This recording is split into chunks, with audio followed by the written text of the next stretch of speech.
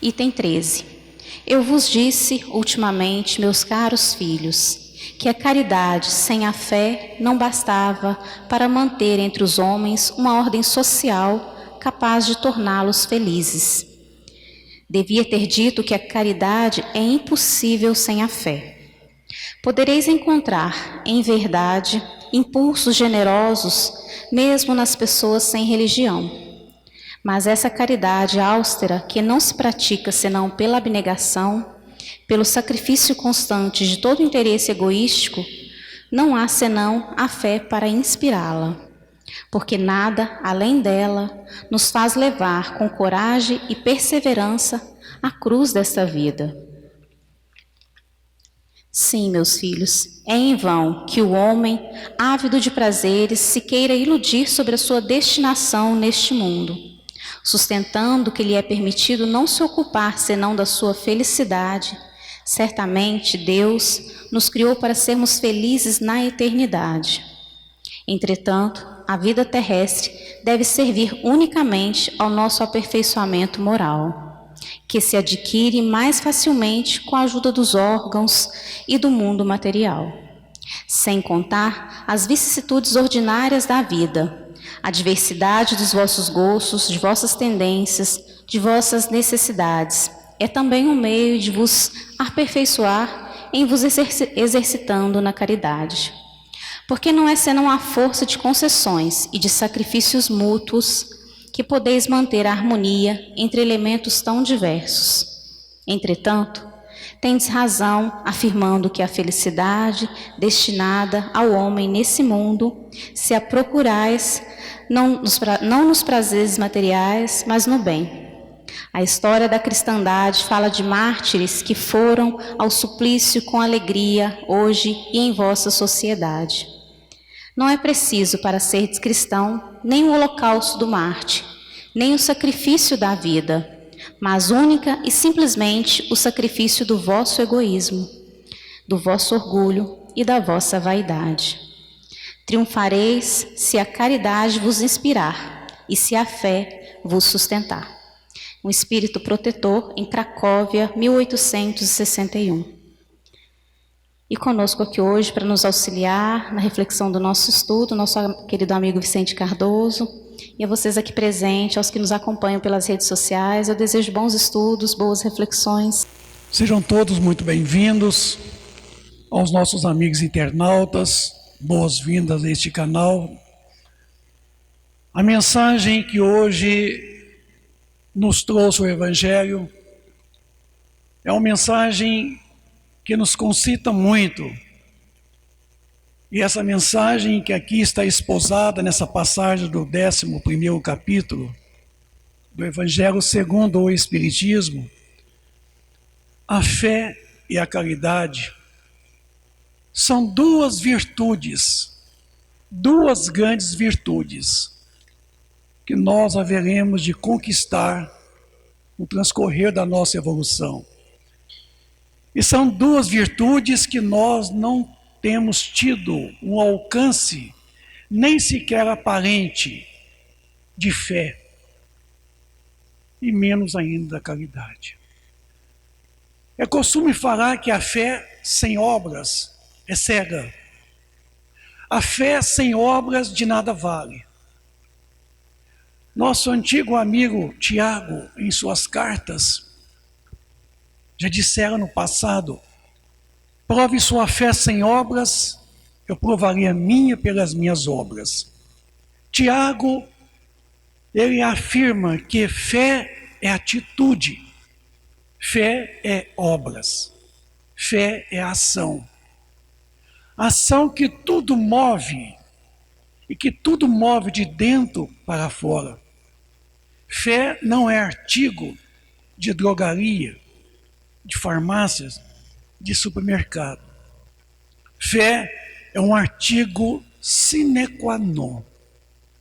Quer dizer, coisa que eu não posso fazer por nenhum de vocês, mas eu posso fazer com vocês, o que é diferente. Porque a fé é uma condição muito pessoal. A fé é algo que brota no nosso interior. E vem através das atitudes. A caridade também é uma grande virtude, e é uma das maiores virtudes, porque a caridade é a prática do amor. A caridade é o exercício daquilo que nós chamamos de amor. E amor, na verdade, é lei. O amor são as leis divinas. Porque Jesus chegou aqui há 2000 anos atrás, retratando para nós: amarás a Deus sobre todas as coisas e ao próximo como a ti mesmo. Aí está todas as leis e os profetas. Jesus chegou retratando de que o amor não é simplesmente o que nós chamamos de afeto, de afeição. O amor é justamente a prática das leis divinas, e nós chamamos de caridade. E a caridade passa a ser então a prática do amor. Fé e caridade são duas parceiras que caminham juntas. Não podem caminhar separadas, porque uma é dependente da outra. No Livro dos Espíritos, na questão 886, foi questionado aos próprios espíritos qual o verdadeiro sentido da palavra caridade, como entendia Jesus. Jesus. Responderam os próprios espíritos: benevolência para com todos, indulgência para com a imperfeição do outro e perdão das ofensas. Como entendia Jesus a caridade? Porque por nós hoje, a gente entende caridade, a chamada beneficência. A beneficência é quando você dá alguma coisa, quando você oferece ao outro uma esmola que rebaixa, uma esmola que humilha, uma esmola que não promove o receptor. A gente acha que caridade é isso. É você dar um par de sapato já furado, velho, sem cadarço, uma roupa sem zíper, um resto de comida que sobrou, que vai jogar fora, um pão velho, que tem 2, 3 dias que está duro. A gente acha que caridade é isso. Isso não é caridade. Isso é beneficência. A caridade é benevolência, o que é diferente. É dar-se. Então nós temos a caridade material e temos a caridade moral. E aqui respondeu a espiritualidade, a benevolência para com todos. Então é incondicional. Não exige do outro nenhum requisito para que você tenha por ele atitude do bem. Já pensou se Jesus nos condicionássemos o amor? E Jesus é o nosso maior amigo incondicional de nossas vidas, porque Ele não exigiu nada em troca das nossas boas atitudes. Nada, nada, nada. Ele nos deixou livre nas atitudes. E aí a gente percebe o seguinte, que benevolência está sempre junto à indulgência. A indulgência é você aceitar a outra pessoa do jeitinho que ela está para você. E nós faltamos muito com a indulgência dentro de casa, no reduto doméstico. Quando a gente não aceita o marido, não aceita a esposa, não aceita os filhos, não aceita os pais. E indulgência é você aceitar o outro do jeitinho que ele está para você. É não querer que ele seja do seu jeito, mas é você admiti-lo do jeitinho que ele se mostra, que se apresenta, de que ele se age com você. Isso é indulgência. E o perdão das ofensas é justamente uma das condições que nós devemos aprender, de que o perdão é o esquecimento sem sofrimento. Perdão é quando você esquece as faltas sem sofrer. Quantas vezes eu quero até mesmo dizer que eu estou perdoando o outro. Eu não tenho que perdoar ninguém. Ninguém. Ninguém tem que me perdoar também. Agora, quando eu digo que eu quero perdoar alguém, mas eu sofro, ora, eu te perdoo. Mas se você fizer de novo, aí já é condicional, aí já não vale. Então, o perdão não pode ser acarretado pelo nosso sofrimento. Ninguém tem que perdoar ninguém. Porque o perdão é auto-perdão. Se eu tenho que perdoar, é a mim mesmo. Porque quem está com a mente, o pensamento carregado de ressentimento, de mágoas, de ódio, de vingança, sou eu, querendo que o outro me perdoe. Então, quem está com a mochila cheia sou eu. Quem tem que descarregar essa mochila sou eu. Então, o perdão é auto-perdão. O amor e a caridade são o complemento da lei de justiça, que está lá no terceiro livro do Livro dos Espíritos. Inclusive, das 10 leis morais, é a 10ª. A lei de justiça, amor e caridade. Pois amar o próximo é fazer-lhe todo o bem que nos seja possível e que nós desejaríamos que ele nos fizesse. Tal o sentido dessas palavras que Jesus disse: amai uns aos outros como irmãos, como eu vos amei. E Jesus é o maior exemplo do amor incondicional, porque ele deu a sua própria vida no martírio e na cruz, em gesto de amor pela humanidade. Ele se sacrificou, ele foi assassinado pelos próprios judeus por amor à humanidade. Ele veio em nosso encontro por amor. Mateus, lá no capítulo 8, ele coloca: ele tomou sobre si as nossas dores e levou as nossas doenças. Quer dizer, Jesus percebeu que nós éramos uma humanidade fracassada, sofredora, doída, sedenta de amor. E ele saiu da primeira condição dos espíritos, que é a primeira ordem, espíritos elevados, de um nível de consciência super elevado, e desceu até as regiões inferiores, infernais, que é um mundo de expiação e provas, que naquela época já havia adentrado. Então, ele veio dos páramos da luz às trevas, no mundo de expiação e provas, para dar o maior exemplo de amor, vivendo. Jesus só falou no Sermão da Montanha. Se nós tirarmos o Sermão da Montanha, a gente não vai encontrar a fala de Jesus hora nenhuma. Porque ele somente comentou, verbalizou no Sermão da Montanha as 8 bem-aventuranças. Porque o Evangelho num todo foi trazido pelos seus discípulos e apóstolos, Mateus, Marcos, Lucas e João, e consequentemente Paulo de Tarso. A caridade, segundo Jesus, não se restringe à esmola. Estão vendo?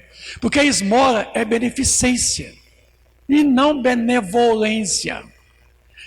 Abrange todas as relações em que nos achamos com os nossos semelhantes.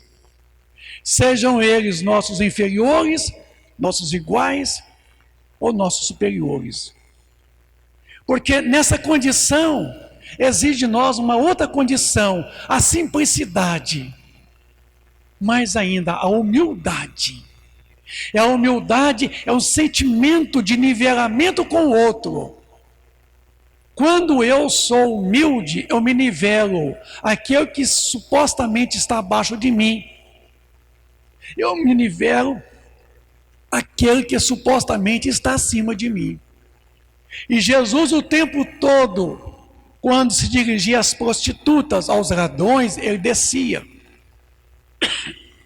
Quando ele encontrava com os doutores da lei, ele subia.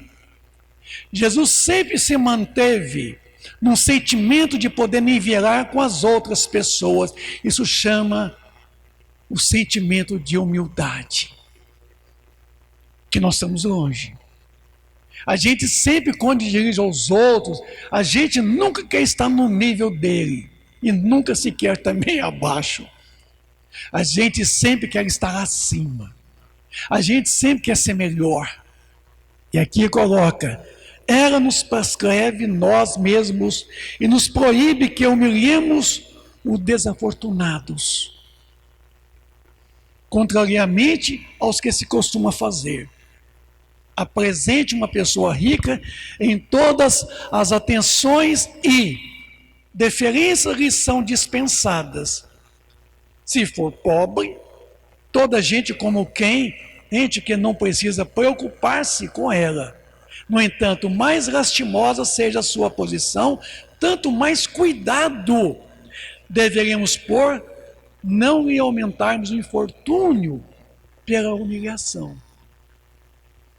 O homem verdadeiramente bom procura elevar os seus próprios olhos àquilo que lhe é inferior, diminuindo a distância que os separa. Então, é sempre se igualando. E Jesus fez o tempo todo isso com a gente. Mas a gente, às vezes, subimos na cátedra. E ao subirmos na cátedra, a gente acha que a gente é superior. Portanto, nós somos pessoas que trazemos em nós ainda um sentimento do orgulho. O orgulho é nascedouro. O orgulho está diretamente ligado à nossa condição inicial de um mundo de expiação e provas. E hoje um mundo de quê? Esse mundo que nós nos encontramos. E o orgulho é uma grande chaga da humanidade. É uma ferida aberta. Que somente o bálsamo do Evangelho de Jesus é capaz de poder curar essa chaga. Paulo de Tarso, quando ele chegou até nós, nos trazendo em suas cartas lindíssimas, quando aos Coríntios ele fala o seguinte: ainda quando eu falasse todas as línguas dos homens e as línguas dos anjos, se eu não tiver a caridade, serei como bronze que soa e um símbolo que retine. Se eu não tiver a caridade, não serei nada. Ainda quando tivesse o dom da profecia e penetrasse todos os mistérios e tivesse a perfeita ciência de todas as coisas, ainda quando tivesse a fé possível, até o ponto de poder transportar as montanhas, se eu não tiver a caridade, nada sou. Estão vendo a importância da fé com a caridade? Que são inseparáveis? E quando houver distribuído os meus bens para alimentar os pobres, e houvesse entregado o meu corpo para ser queimado, se eu não tivesse a caridade, tudo isso de nada me serviria. A caridade é paciente, a caridade é branda, é benfazeja, a caridade não é invejosa, não é temerária, não é precipitada, não se enche de orgulho, não é desdenhosa, não se cuida dos seus interesses, não se agasta e nem se azeda com coisa alguma. Não suspeita mal, não se rejubila com a injustiça, mas se rejubila com a verdade. Não suspeita mal. E a caridade tudo suporta, tudo crê, tudo supera, tudo sofre. Agora, 3 virtudes aqui ele coloca: a fé, a esperança e a caridade permanecem. Mas das três, a maior delas é o amor. A prática do amor, a caridade. Então vejamos nós que fé é obra. Fé é você arrancar de dentro de você essa força movedora do universo que Deus Pai Todo-Poderoso nos proporcionou, nos deu, na condição de co-criadores em plano menor que eu e todos nós somos, de poder co-criar. Então, essa força é tão poderosa que nós movemos o universo com essa força. E ela está dentro de nós. O capítulo 1 do livro Evolução em Dois Mundos, de André Luiz coloca para nós que todos nós somos co-criadores em plano menor. Mas a angelitude é co-criadores em plano maior. E co-criadores está comprovadamente lá na pergunta 132 do Livro dos Espíritos, quando questionou a eles qual que era o principal objetivo da encarnação dos espíritos. E eles próprios responderam: a encarnação tem como objetivo fazer com que todos nós possamos atingir a perfeição. Para alguns é expiação, para outros é uma aprovação, para outros é uma missão. Mas coloca ainda como segunda coisa, fazer com que todos nós possamos contribuir na consolidação da obra da criação, como co-criadores que nós somos. E assim, contribuindo para que a gente consolide essa obra de Deus, nós próprios nos adiantamos, evoluímos. É aí que está a beleza. E a gente passa a perceber que Paulo de Tarso aqui, ele nos concita. Eu posso ter o conhecimento dos homens, eu posso ter o conhecimento dos anjos, de nada me valerá se eu não tiver a caridade, se eu não praticar as leis, de nada me valerá. É como o bronze que soa, é como o símbolo que retine. Eu posso pegar toda a minha riqueza, distribuir com toda a pobreza. Eu posso pegar o meu corpo e queimá-lo, de nada me valerá se eu não demonstrar pela atitude, pelas obras, fé. Como diz o Espírito de Verdade, a fé é do tamanho de um grão de mostarda. Direis a esta montanha: passa daqui para colar, essa montanha passaria. Mas não é a montanha literalmente a serra, o cerrado. A montanha são que as dificuldades que eu e vocês enfrentam no nosso dia a dia. Sabe aquelas dificuldades que nós estamos enfrentando com o marido, a esposa, os filhos, a sociedade? Sabe aquela dificuldade que você tem o tempo todo te incomodando? Sabe aquela animosidade que você tem com ele, com ela? São as dificuldades, dentre elas, a maior das dificuldades é o orgulho. Porque o orgulho nos cega. O orgulho não permite que a gente se perceba. E nem se deixa se mostrar pela humildade. E, no entanto, a gente vive essa condição de achar que fé é simplesmente aceitação. Fé nunca foi aceitação. Aqui nos fala o próprio Evangelho, a fé necessita de uma base. E essa base é a inteligência. Então, a verdadeira fé é aquela que pode poder encarar a razão face a face, em qualquer momento da humanidade. Há 2000 anos atrás, há 2000 anos depois, daqui 2000 anos, a gente vai poder encarar a razão face a face. A fé tem que ser racional, a fé não pode ser uma aceitação, eu aceito, não. A fé, ela tem que ser raciocinada, para a gente poder entender, para depois do entendimento você poder admitir, para que você possa fazer certo. Porque a pergunta 780 do Livro dos Espíritos ficou muito enfatizada.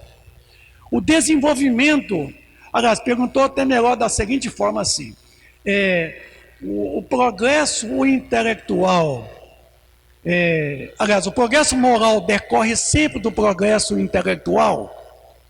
Sim, é sua consequência, mas nem sempre de pronto. Porque a inteligência tem que vir primeiro. Então, o progresso intelectual tem que vir primeiro. E o progresso moral sempre virá depois. Porque o progresso intelectual, que é o conhecimento, faz com que eu saiba distinguir o certo do errado, o bem do mal. Sabendo distinguir, eu tenho um livre-arbítrio de poder optar ou não pelo certo ou pelo errado. Mas eu tenho um juízo de valor que chama o senso moral. É a contrapartida do livre-arbítrio. Quando eu vou ter uma atitude contrária aos meus princípios, à minha moral, a minha consciência acusa. Opa, para. Pense 3 vezes, respira fundo, porque aqui você já falhou. Aqui você já errou. Não lembra, não? Eu vou te fazer lembrar. Então, essa consciência está sempre nos despertando para os nossos erros pretéritos, nos concitando a uma redenção. E redenção é você admitir que você é causa e objeto do sofrimento. Que o sofrimento não vem de Deus, o sofrimento é escolha, o sofrimento é opção. Mas depois da redenção exige a resignação. Resignação é a ação de ressignificar as atitudes, novas atitudes. E a resignação, ela virá através do processo reparador. Quando eu e vocês têm a oportunidade de poder fazer de novo. Mas não como antes, mas diferente de antes. Melhor, acertando. E nisso tudo, coloca assim, a fé é inabalável, só que pode encarar frente a frente o raciocínio, a lógica, da atitude correta, de poder cumprir as leis divinas, que está escrito aqui, ó, na própria consciência. Aqui nas minhas mãos tem um livro chamado Evangelho segundo o Espiritismo, na onde foi retirada a lição dessa noite. As leis de Deus não está aqui. Aqui está esboçado as palavras de Jesus através dos seus apóstolos. A lei está escrita aqui. Aqui só existe um ensino moral. O Evangelho de Jesus é 5 partes. Os atos comuns da vida dele, as profecias, os milagres, as palavras que a igreja utilizou na elaboração dos seus dogmas e o ensino moral. Essa magnífica obra, Evangelho segundo o Espiritismo, só tem uma única parte: o ensino moral. Porque as outras 4 partes são motivo de controvérsias. Então não vale a pena conhecê-las. E de nada melhora para mim se eu conhecer. Mas o ensino moral, sim. Portanto, o que aqui está dizendo, Evangelho segundo o Espiritismo. O artigo definido, poderia ter colocado o título, porque o título inicial não era Evangelho segundo o Espiritismo.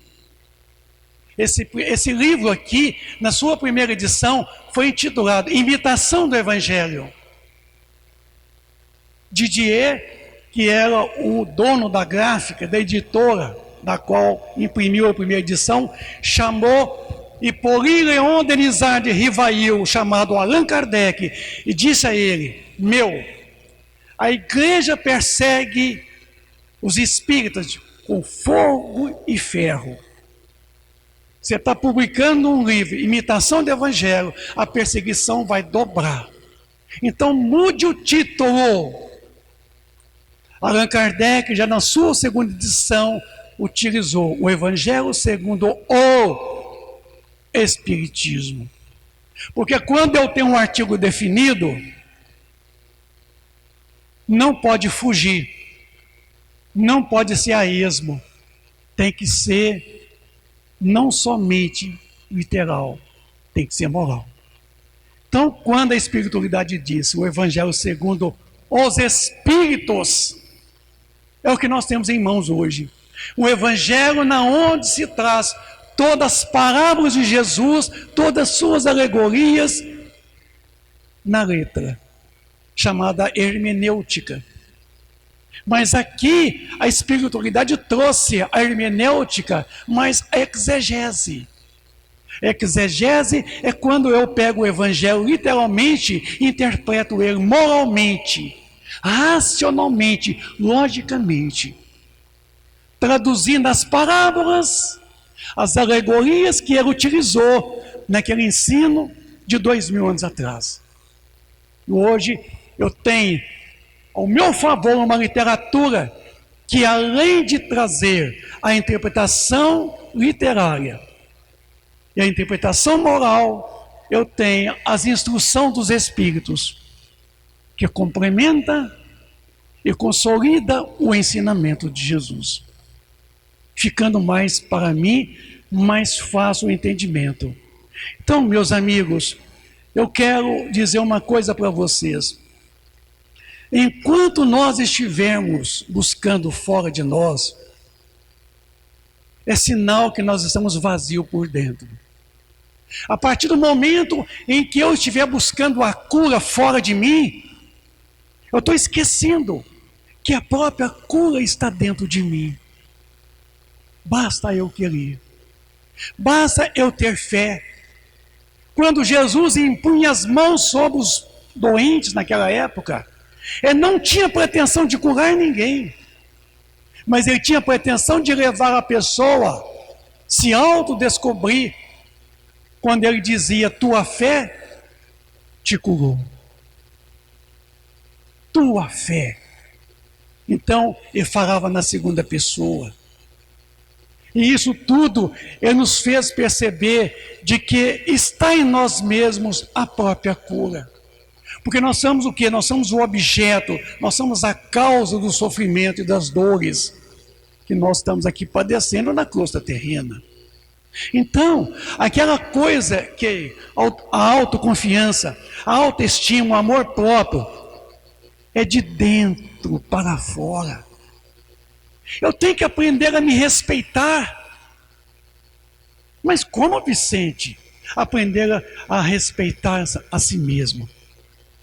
É quando eu me desrespeito. É quando eu estou me alcoolizando. É quando eu estou pitando. Eu estou me drogando. É quando eu estou na permissividade sexual. É quando eu estou no erro, praticando o mal. Eu estou me desrespeitando. No Evangelho aqui coloca que o dever é a obrigação moral consigo primeiro e depois para com o outro. E nós estamos faltando com o dever com a gente mesmo o tempo todo. Nós não respeitamos esse santuário, porque esse corpo nosso aqui, esse corpinho, é o santuário do Espírito. É o capítulo 6 do livro Roteiro de Emmanuel, aliás, o capítulo 7. E a gente vai poder entender que aquela coisa que a gente deveria despertar de dentro de nós mesmos, essa autoconfiança, porque fé é autoconfiança.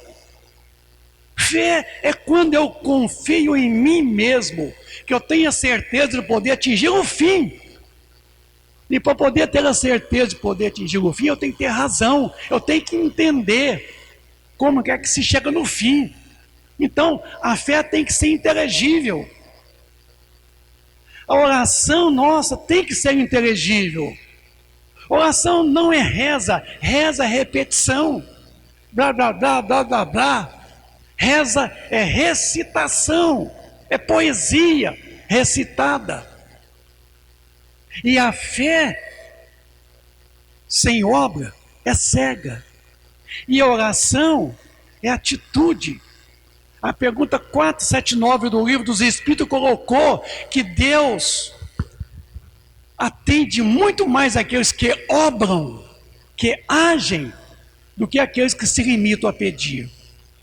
Então, coloca para nós uma coisa muito importante para poder finalizar. Pedi, se vos dará. Buscai e achareis. Batei e se vos abrirá. Porquanto quem pede, recebe. Quem procura, acha. E aquele que bater a porta, abrir-se-á. É a lógica. Sem pedir, não tem como o quê? Receber. Sem buscar, você não tem o que almeja, certo?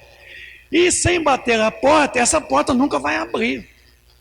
Portanto, que para a porta poder abrir, tem que bater, porque do outro lado tem alguém que vai abrir essa porta.